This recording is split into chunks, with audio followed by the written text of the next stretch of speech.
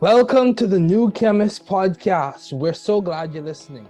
Feel free to download this podcast on Spotify, Google Podcasts, Apple Podcasts, Odyssey, Stitcher, and a variety of other platforms.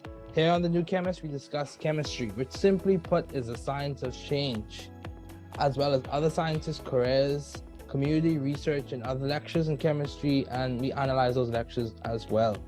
My guest today is Dr. Campeau. It is so good to have him as a guest today. He is the Associate Vice President and Head of Small Molecule Research and Development at Merck, a very established and accomplished scientist, having received numerous citations, patents, and multiple awards. He is currently a Fellow of the Royal Society of Canada. It's definitely a treat and an honor to have him as a guest today. Okay, so Dr. Campeau, let's begin. What have been your long-standing interests in the field of science?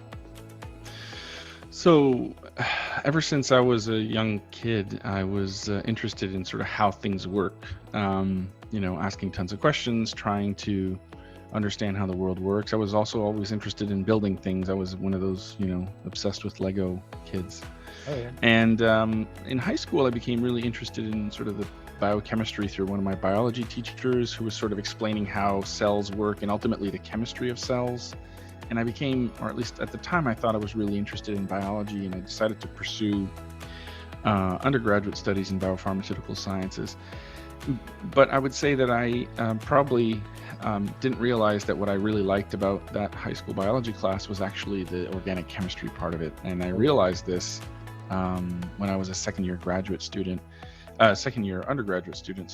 organic chemistry in a class taught by Professor Louis Berriot at the University of Ottawa. And he really ignited something within me in terms of my interest in organic chemistry and the chemistry of carbon and sort of how you stitch these molecules together, and sort of started to introduce the concept of how these molecules could have an impact on the world. And ultimately, I decided to pursue graduate studies in large part because of my interest in organic chemistry, and I did a PhD in catalysis where I studied how late transition metals can catalyze reactions that would otherwise be impossible, and chemistry of palladium. And through that work, I became interested in sort of mechanistic understanding and the details of how reactions work. And ultimately, what happened was I realized that through an acquaintance of mine, someone in my network learned what process chemists do, and found that it was a phenomenal way to apply my strengths and things that I was really interested in to a problem that could have a really big impact on the world, and ultimately decided to join Merck as a process chemist a little over 15 years ago. Okay, yeah. So how do you maintain vision and teamwork in your environment and your work environment at Merck as you work on these research projects? How are you maintaining the big ideas, the big picture, ideals of vision and teamwork? How do you maintain those? So one of the things that I've always found was really important is to link our work to the purpose that it is we're trying to accomplish. And I think we have sort of such a privileged position, as scientists in pharma, to be able to link the work that we do to ultimately improving human health. Like, we're literally changing the world one reaction at a time. That's cool. That's cool. and there aren't a lot of necessarily jobs out there where you can directly link what you do to a purpose. And I think that's a really important thing that I try to reinforce with my team. But I also think it's important to have broad interests. And so I think as scientists, it's really easy to get into this tiny little uber specific area of expertise, which is how the world works for science. But I've always thought it's really important to have broad interests. And I think for pharmaceutical development, again, because there are so many disciplines that have to come to bear to bring a drug to market, that's another way for me to sort of think about the bigger picture, is understanding what the biologists are doing and understanding what the chemical engineers in my team are doing, or understanding how medicinal chemists design molecules, and ultimately how our manufacturing colleagues are going to have to utilize the chemistry that we put in place, and our drug product colleagues that have to formulate the drug. So it's a tremendous privilege, I would say, for us to have that purpose, but also to have that opportunity to get that really broad set of stakeholders. And the last thing I'll say is because we're still doing cutting edge chemistry, we're very well connected and continue to contribute to the academic community as well. And that's another way to sort of broaden your interests and get the big picture. Okay, wow, that's good. That's good. So, what if you were advising or giving suggestions to someone who wanted to work in the same role that you're working in, as someone who deals with small molecule research and development, what would you say would be the toolkit or the degree that would give you the best chance of getting an opportunity to work at Merck? So I think there's so many disciplines at Merck that contribute to developing small molecules, not to mention all the biologics and vaccines that we develop as well, that I think there isn't like a single discipline or a single degree. You know, specifically for my career path and being a process chemist, you know, advanced degree in synthetic organic chemistry was definitely a good way for me to get entry into the field. We hire a lot of chemists that we hire to solve really difficult problems. Most of them have graduate degrees, PhDs or masters, but we also hire chemical engineers. We hire analytical scientists. Some of our specialty groups have other disciplines like protein engineers or people who have experience in other types of engineering. So it's pretty broad. The biggest impact or I guess biggest opportunity to come to a place like Merck is really to leverage the network that you build throughout your studies, right? Whether it's through your undergraduate institution or through a graduate advisor, and really get to know people that work in the area that you're interested in. And then you'll really know what it's like to work there. And first, you'll know if it's a good fit for you, but then second, that can open doors to get the opportunity to interview. Okay, yeah, that's good. That's good. So what would you say has been your most creative piece of work in the field of science, specifically on what you work on? And you can be as technical or as simple as you want to be. What would you say has been your most creative piece of work? Is it an elegant bond disconnection? Or, yeah, I would say, you know, the longer you are in the job that I am, the less close to the science you are. But if I go all the way back, so what I would say is there's maybe a couple things. So maybe I'll split it by my graduate work versus my work at Merck. So when I was a graduate student, I had an insight that a certain type of electronic effect in the molecules that I was studying could be exploited to make a carbon-carbon bond that hadn't been known before, and that seed of an idea eventually became what we now call concerted metallation deprotonation, which is a well-accepted mechanism in palladium catalyzed direct arylation reactions. And it was, you know, I was 24 years old. I had this idea that, you know, CH acidity was going to be an important factor in these reactions, and that electron deficient arenes should work, which was not known at the time. And ultimately that ended up working, and my whole PhD ended up being about that. And I'm really proud of that work. I would say if I have to pick one thing that I'm the most proud of at Merck so far, there are two projects on which I made really important contributions. One of them is doravirine, which is an approved drug for HIV treatment, where I was able to design a synthesis of that molecule to really rapidly and quickly bring it into preclinical and clinical studies, and ultimately that drug was approved, and so I'm really proud of that. And then more recently, I actually led a cross-functional team that developed a cardiovascular drug that, you know, isn't on the market yet, so I can't really talk about it, but it was a cholesterol medication that's now going into phase 3 at Merck, and it was one of the first macrocyclic peptides that Merck synthesized and ultimately brought to market. And our team had to develop a bunch of extremely novel chemistry in order to be able to do that. So I can't wait to be able to tell the world about that in a couple of years. Okay, that sounds really good. It's interesting that you worked on a HIV drug. You said an HIV drug. Yeah, that's interesting because one of my mentors, I don't know if you're familiar with the name Lou Jungheim. Yeah, who worked on Nilprinavir. Yeah. Okay. Yeah. So nice. Yeah, it's definitely interesting. It's interesting connection, interesting conversation. So small world in a way. So how have you sought or found the right environment for you to thrive scientifically and intellectually? How did you go about finding Merck, or did Merck find you? What process did you use to find this job or find this role or progress in your career? So I think I would be kidding myself if I didn't think there's a tremendous amount of luck that goes into these types of things, right? So Yeah, serendipity. I was a undergrad at the University of Ottawa. I didn't really know exactly what I wanted to do long term, but I knew that I really loved organic chemistry and that I wanted to do something there. A friend of mine, who was sort of my lab partner, was like, "Hey, I'm going to go to grad school and I'm going to work with this guy, Keith Fanyu. He just started like this month. He's a brand new prof, but he's really cool and I want to work with him." So I went to meet with Keith and I said, "Hey, I think I want to go to grad school too." Like I hadn't really thought this through yet. And we talked for about an hour and there's like a spark, like you meet these people and you're just like, wow, this person's awesome. I want to just spend time with this person. It's going to be great. So, he didn't have a lab. He didn't have, I didn't know anything about him. He was a tremendously successful graduate student, but at the time I wasn't like in the know, right? So I joined this guy's lab and it ended up being, maybe the best 4 years professionally. It was just an amazing experience to work with him as a mentor.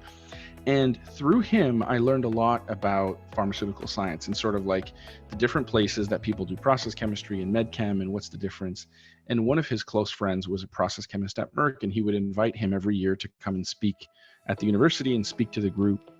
And so this guy, Greg Hughes, used to come and give these scientific talks like, this is what we do and this is the impact that we have. And I was always tremendously inspired by that. And I met him and we eventually built a relationship. And so, 4 years later or 3.5 years later, when there was a position at Merck, he actually called and said, "Hey, there's a position, you should apply for it so that we can interview you and see if you're a good fit to come here." So, if you think about that progression that I just walked you through, like I didn't talk about my accomplishments. I didn't talk about, obviously you got to deliver the science, but if I hadn't been in Keith's lab and if Keith's best friend hadn't been a process chemist at Merck, I doubt that I would have had the opportunity to interview. And I think sometimes we just have to lean into that, chance matters. And so that's why you need to know as many people as possible. And you need to kind of cultivate that network because I think it's really important. Yeah, but then once you interview, I always tell people when you interview at a place, you're interviewing them as much as they're interviewing you. I agree. You become the people that you work with. And so when you're interviewing there, if you meet people that you're like, wow, I hope one day I can do what that person does, then that's a great fit. And that's how I felt when I interviewed at Merck. I knew that I wanted to be a process chemist at Merck as soon as I met the people that worked there, the way that they thought about problems, the way they were really passionate about the impact they could have. And that has been true. And it's been true for the last 15 years, which is why I'm still here. Wow, that's good. That's good. Wow, that's good. So, what would you say is complemented to your success so far? Yes, you said there's a degree of serendipity or chance, or whatever you want to phrase it. Who would you say has been one of your driving, encouragers, motivators, source of inspiration? What would you say has complemented your success? Can you name some of the people or talk about the people who really played a role outside of the ones you mentioned already? Sure. Yeah, I mean, I would say I like sort of your line of questioning here. Like, I think the people really matter. I think your mindset matters a lot as well. So I've always been fascinated by ideas. I'm sort of creative by nature. I'm excited by new ideas and the prospect of doing something new. Okay. And I have probably more of an optimistic bend than a pessimistic bend. And scientists who are listening to this will know, like, you bring a new idea to someone and one person will say, well, that's definitely not going to work. You shouldn't do that. And then another person will say, wow, that's really cool. You should try that, And I've surrounded myself with people that are more on that side of the spectrum, people that are going to cheer you on when you have a cool idea that you want to try. And I would say, I already talked about Keith and about Greg, but when I was at Frost, one of my first mentors there was a guy named Stefan Willett and a woman called Sarah Dolman, and they had been there 3 or 4 years, so they kind of knew the ropes, but they were really good at sort of encouraging me to try my ideas. I had a peer that just started at the time, this guy named Ernest Lee, who's now at Gilead, and I remember going into his office with a crazy idea and I drew it on the board and I was like, do you think this is going to work? Because nobody else thinks it's going to work. He's like, that's the coolest thing ever, you should try it.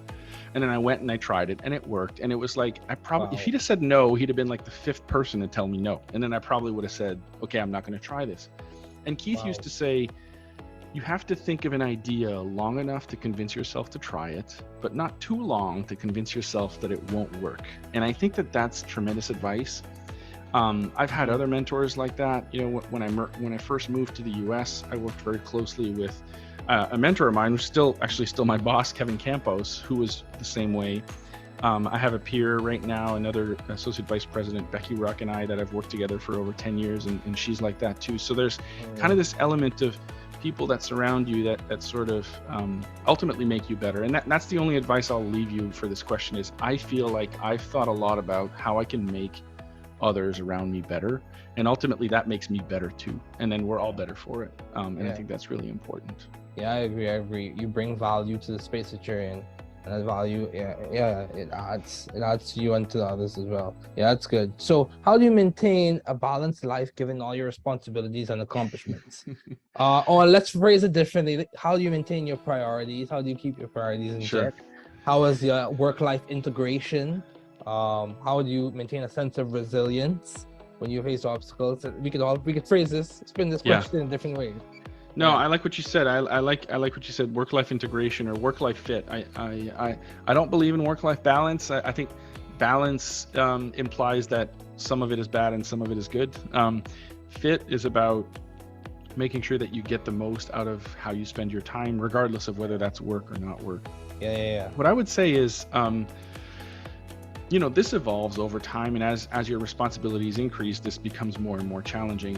One of the things that I always tell people in my group is you have to have very clear boundaries for certain things.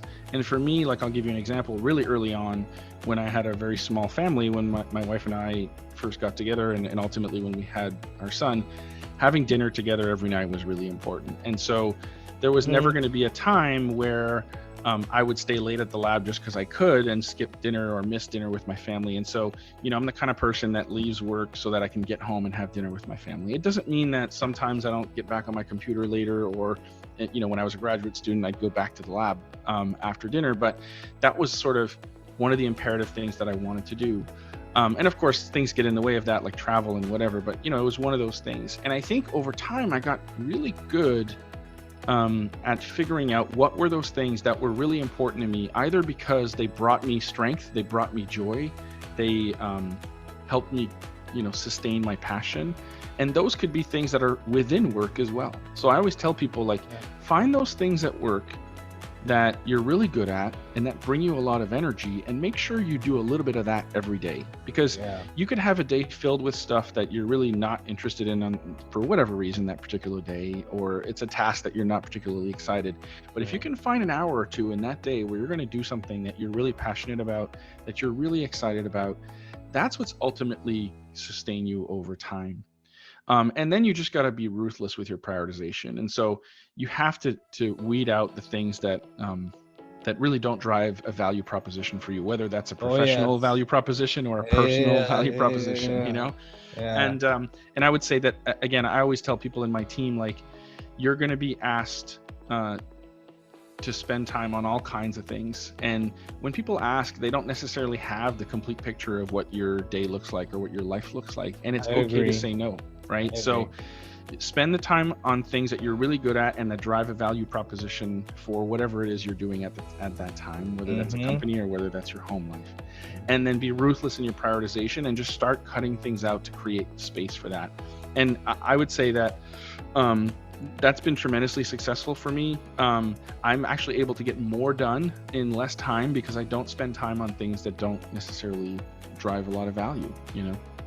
Yeah. And that's really important. Yeah, that's very good. And that's the same reason why I enjoy podcasting so much and enjoy having these conversations, as well as assisting with science education in the community that I serve in and serving as faculty. Yeah, I completely agree with you. You summed it up well. So you also have a podcast, Farm to Table Podcast. So my question to you is, what led to you starting that? What has been how do you find time for all of this, Dr. Campeau? You have a family, you have a high-ranking job that's a lot of responsibilities, and you also have a podcast as well to put the icing on the cake. So how are you able to do all of this? So tell us. This is actually a great segue, David, because we were just talking about like find the things in your life that bring you joy and dedicate time to it, right? And one of my strengths is communication. Like I get a lot of energy out of meeting new people, out of talking about stuff with people. Like if I have a day full of meetings where I'm meeting people one-on-one, I'll be really energized at the end of the day. Whereas if I have a day where I have to sit in my office and work on a document for 5 or 6 hours straight, or write a paper, or like I'm not interfacing with people, I'm completely drained of energy.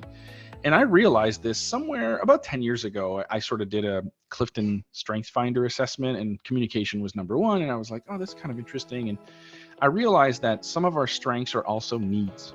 Right? So if you're really good at something, you probably need some of that in your life. And so I started thinking about ways that I could apply my strengths to things that would drive value for our company, right? And for my job.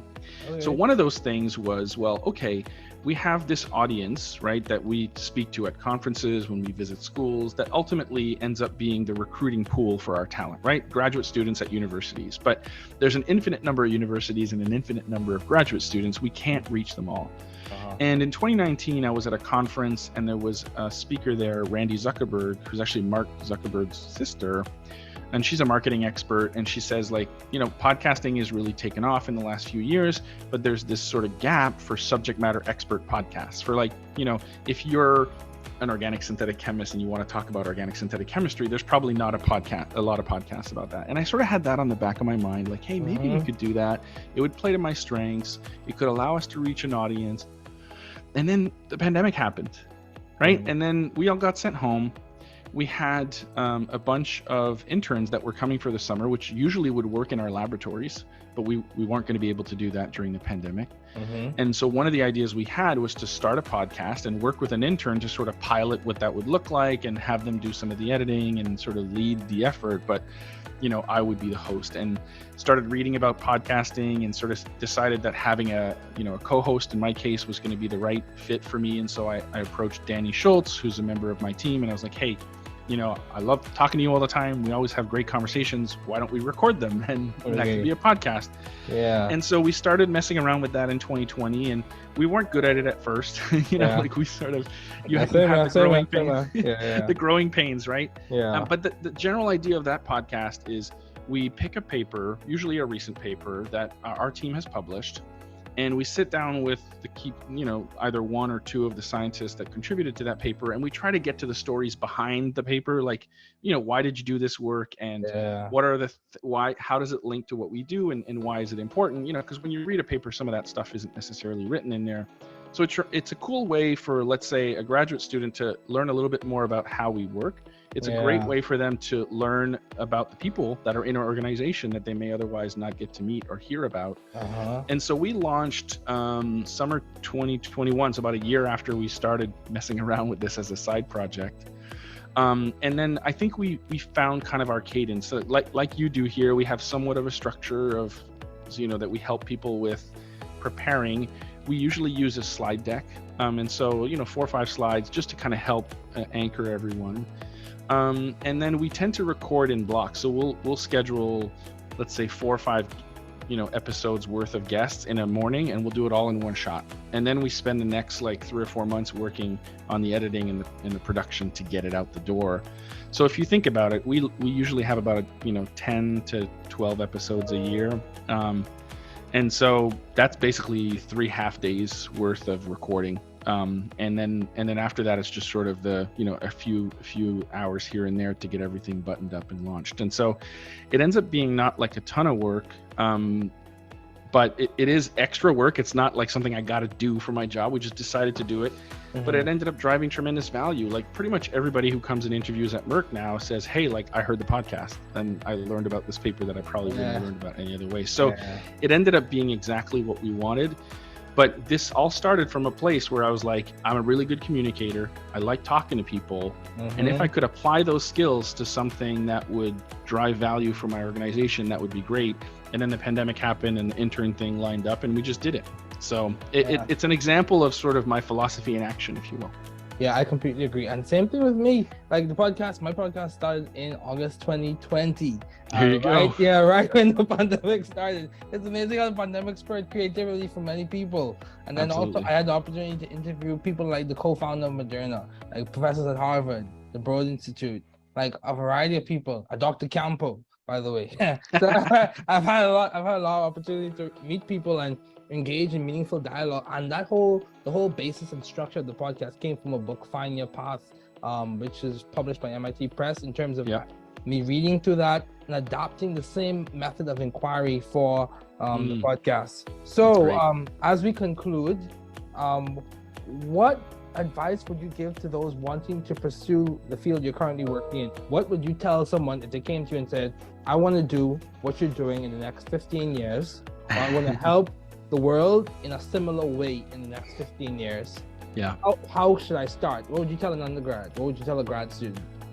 Yeah, so I think I would encourage undergrads to make sure that they have a passion for the science, because being a graduate student is difficult, right? There's a ton of failure, and sometimes you wonder, like, why did I decide to do this? It seems like I'm working a lot and I'm not making a lot of progress. But being a graduate student is all about overcoming that, right? It's about learning how to solve problems and realizing that, you don't go from point A to point B directly, that sometimes you have to take massive detours, and you have to be curious about the world, and you have to be curious about your science. And if you feel like you have that, then you should go to grad school. If you want to go to grad school just to get a job later, but you're not sure you're going to enjoy the process of struggling through the science, that doesn't set you up for success. So it needs to start from a place of genuine interest in wanting to understand some problem, some scientific problem, and then you go to grad school. I agree. And then the vast majority of pharma scientists, have some sort of graduate degree, and most, at least in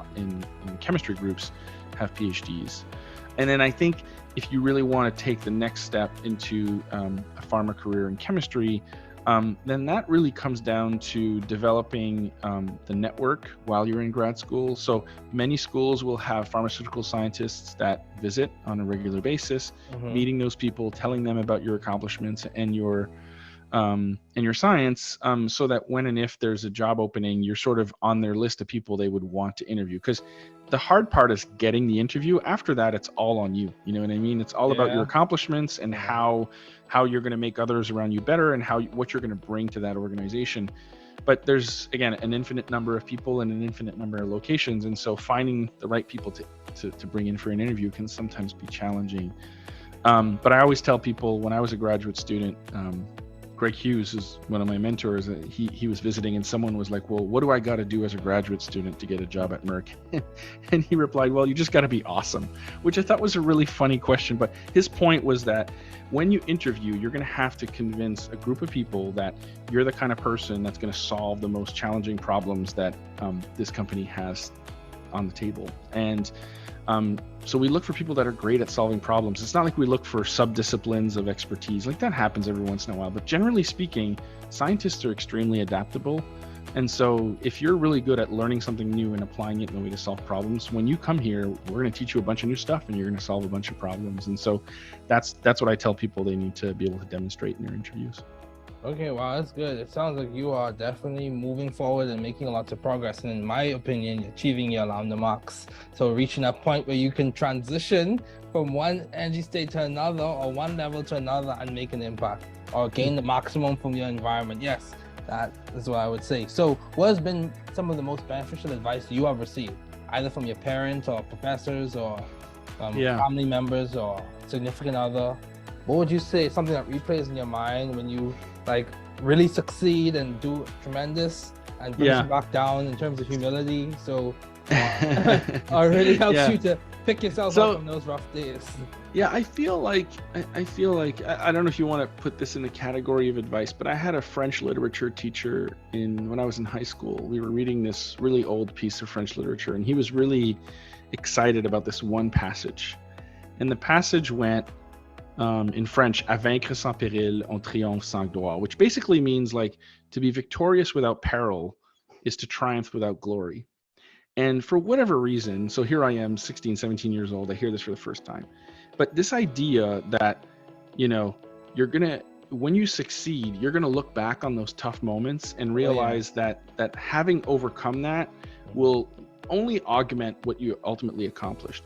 That sense, that one line, which is like from whatever 16th century French literature, was really like it makes the tough times harder, easier to get through, because you're sort of like, yeah, it's really tough right now. I'm trying to solve this problem and I don't know if I can solve it. But when I solve it, this is going to be so much greater. And I used to walk around the labs when I was a grad student and walk around the labs at Merck. And I used to tell people this quote, like when they were like struggling with something. And I'm like, when you solve this problem, this is going to be even greater, right? Because you'll have overcome this adversity. And it reminds me of a quote that I recently heard in a movie about the guy who invented the Lamborghini. And he says, it isn't impossible until we fail.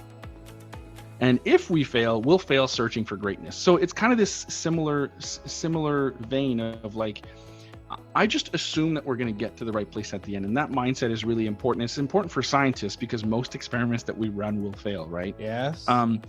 But ultimately, as a collective, as a group of scientists that come together to solve these problems in drug discovery and development, we often succeed in the end, as a group, right? Yeah. So I think that's probably, it's not really advice because it came from like a book. I already told you about Keith's quote about not convincing yourself not to do stuff. That's something I repeat all the time as well. Yeah. But to me, those two things are probably the most important things that I think people should take away from this conversation. Yeah, I completely agree. I remember this book, Good Timber, as we conclude. Remember this quote from Good Timber, this poem. It said, "The tree that never had to fight for sun and sky and air and light, but stood out in the open plain and always got its share of rain, never became a forest king, but lived and died a scrubby thing. The man who never had to toil to gain and farm his patch of soil, who never had to win his share of sun and sky and light and air, never became a manly man, but lived and died as he began. Good timber does not grow in ease. The stronger winds, the stronger trees. The further the sky, the greater the length. The more the storm, the more the strength. By sun and cold, by rain and snow, in tree and men, good timbers grow." So Dr. Campeau. Yeah. I said that in high school and it still replays in my mind. Yeah, as well as my faith perspective and faith tradition. But yeah, Dr. Campeau, it's so good to have you as a guest. It was a privilege and an honor.